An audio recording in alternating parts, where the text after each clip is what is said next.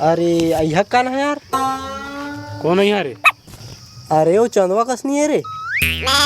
अबे चंदवा तो बहुत झर रहा थे और वो जावा तहु चंदवा है। अरे हाँ हाँ हाँ, वो सुकालू काना है।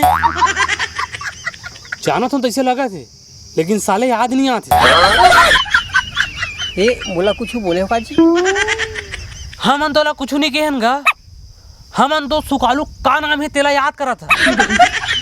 मोला तो सुकालू का नाम सुकालू ही जैसे लगते। अरे हाँ जी, सुकालू का नाम तो सुकालू है।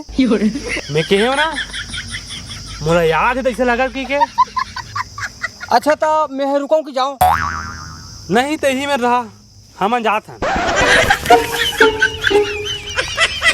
रे तू मन मोला का बारे में खड़ा करा हो रे?